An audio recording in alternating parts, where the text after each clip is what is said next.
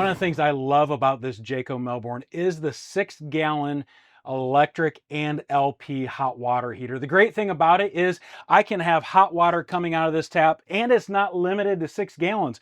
I can run it off of propane, I can run it off of electricity, or I can run it off of electricity and propane in its rapid recovery. So I can have up to 18 gallons of hot water in 1 hour in this motorhome.